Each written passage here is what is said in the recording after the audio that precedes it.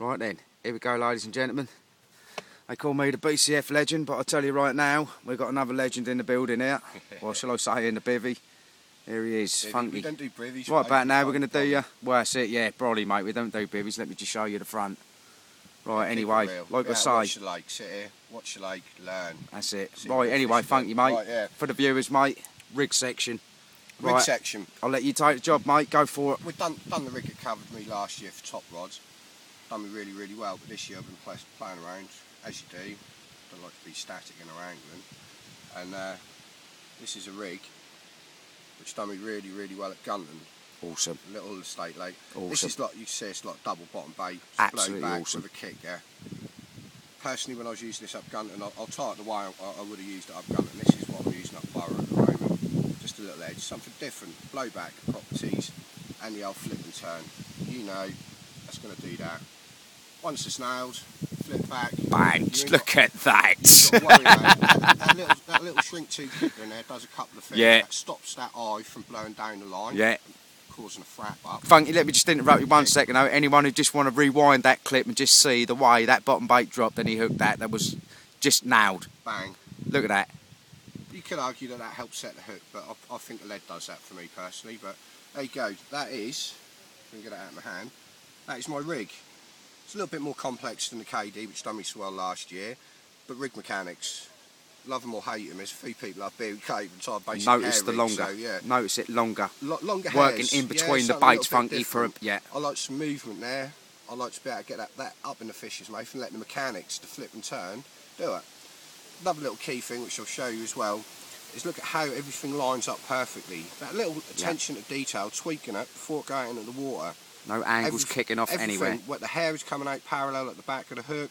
Even the kick is nice and angled. I won't go too much into there. If you can't see it for yourself, I'm not going to explain. You can see it but easy. Look at it's how that eye sit as die. well. That eye sit, perfect angle. Presentation, attention to detail. I can't stress enough for me how important that is. But enough for me babbling on. We'll stick that one down here and we'll go on and we'll show you how to tie it. Just note the Yep, big up the sticky. big up the sticky Just boy. doing the business up here. Notice is I'm not a great fan of corder, but the one thing I can't get away from personally is the sinkers. And being as tight as what I am, the ESP splicing needles, I don't know if you can see actually just in there, that is a quarter sinker I took off an old rig I cut up you earlier. can see that splice. Thread it back on there. I'm tight, I don't like to spend money on thermal tap. I spend it on quality bait. That's a big tip, that is. That's a big tip, look. It's a little edge. ESP splicing needle, look, you can even save the sinkers. Now, I'll tell you what, you're saving yourself a fiver there every time you chuck 10 out. Empty packet there, proof. That's a tip and a half, that is, Funky. That's a tip and a half, that is, mate. You, I'll tell you what, mate, I didn't even know that one. I'm shooting myself in the foot. So I've just learned something there, ladies and gentlemen, and I've got 21 years experience, even though I am 29. Here we go. That's unbelievable. The Snowman. All I've done there, that's a Gardner Covert rig ring. And there's two little simple granny knots in there, just so it kicks like that. So as I show you on the other rig, it gives you that presentation. It kicks out at an angle. All we do there, you see what hooks I use. My favourite size 7. Thread it through. Boom, boom, boom. Like that. Keep it nice and simple. Here, take a little bit of time. I don't like my eye, that little rig ring there, to be able to pass over the hook. So that's about perfect there. Yeah. A little bit back.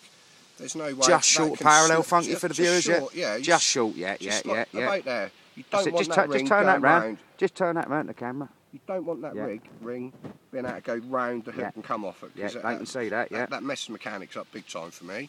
So whilst we've got it there, another big thing, a lot of people get it wrong. Nice and simple, we'll quickly thread it through the back there so we can get on to the next bit. This for me is paramount. Every hook gets folded back on itself.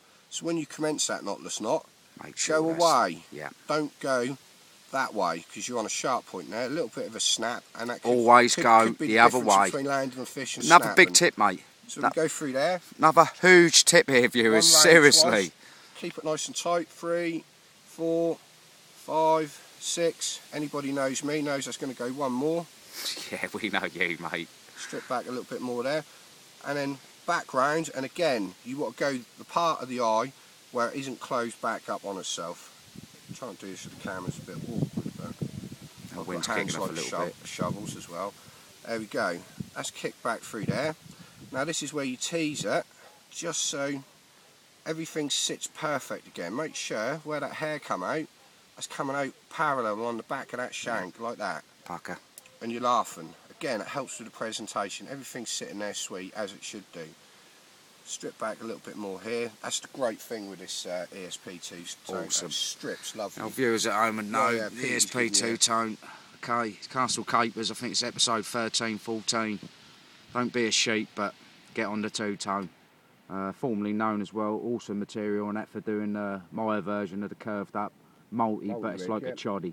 But phenomenal, absolutely phenomenal product, mate. Let's get back to the main piece. But a bit of confidence on it, and from there you're laughing. I've got a little bit of a shrink tube kick here, so let's thread that on. I'll thread it on the right way, because there is a certain way to do it. I don't know if the viewers at home picked up how I do mine, but that's about as much as I'll show you. I think I've shown a bit too much there, but now I just need to feed it over. I just like to cover the knot, but then also with how I cut mine, I need a little angle there to help with the flip and turn. Yeah, that's like people like the liner. Yeah. But I'm a little bit different. Yeah. I don't like messing about needles. I end up sticking them in my fingers and stuff like that. It's not really what you want to be doing. You can pierce that through the back as well, can't? That's another tactic, but we'll save that for another episode. You know, another way. But there you go. That is pretty much it. Whilst we're waiting for the old kettle to boil up, I'll just quickly have a little detour on the old peg here. I'm just going to let people know at home. Believe it or not, out the back there's absolutely chunks all over him. There's fish cruising past. There's about 10 key apart. He just went out the back there, and the fish are absolutely having it on there. But this is BCF, and he ain't had a run at the moment. But believe you me, Funky knows how to get a few fish out of here. Yeah, I'll tell you now. But they're just giving you sort of, that's the BCF treatment, as we say on here at the moment. But early days. Believe you me. Like we like to say to the viewers as well, a little bit calmer. We know they're spawned out, we know the fish are gaining weight. There you go.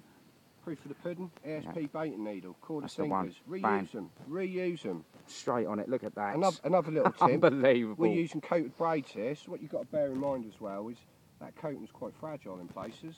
Yeah, definitely. Some people don't agree with it.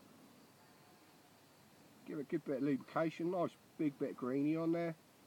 Tease that through like that. And I talked it up, that's gone and fucking done it, innit? That's it, gone and kinked up on you? That's gone and kinked it. So yeah, well that's about right, innit? We start again. But like you say, for a couple of free, couple of free mil, you can redo that again. Look, here you go, viewers. You know, this sinker goes on, like you say, I mean, these packs now retailing out what Danny and Ali got these going out, 4 or 5 quid a pack now for 20 sinkers, 10 sinkers, you know. You think at the end of the season there's probably, nearly 20, 30 quid's worth of sinkers you just saved in your pocket, innit? You know, that's a couple of nights any other fishery you want to go at any other time. Every little helps. I think we might have buggered this one up because it's got a bit of coating stuck inside, so we might be able to manipulate this one. We can't manipulate this, we just pause it for about 10 seconds and then we can soon get that back on there. You've got to be careful, obviously you don't want a baiting needle going through your fingers because these little things are sharp.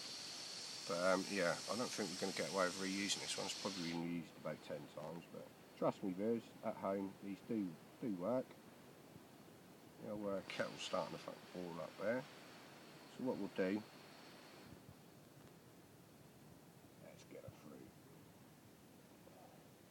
I don't think we're going to get away with threading it back on, because we might create another little bit of a hole there. But let's give it another try. If not, we'll abandon that part and just show you how to do the kicker.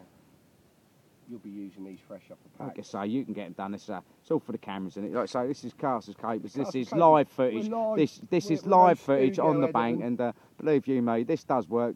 Believe you me. There you go. Right, there you go, viewers. See what I'm saying? This is live on the bank. This is how we do it. Yeah. There we go. This is how the big guns roll. As they say, innit, mate? Do you know what I mean? This is how the big guns roll. Are we there with a kettle? Let's have a look. What I'd like to do is just... For the viewers here as well, a lot of people stay them out on the front. I'll do it on the bank now and again. You've got to watch it though, because you can just burn the front off. Have a good little tip for the viewers, mate. Just dunking them in. That's it. Dunk it in, kink it out. Kink it, hold it in line with the hook so everything again's running parallel. It's all running perfectly good.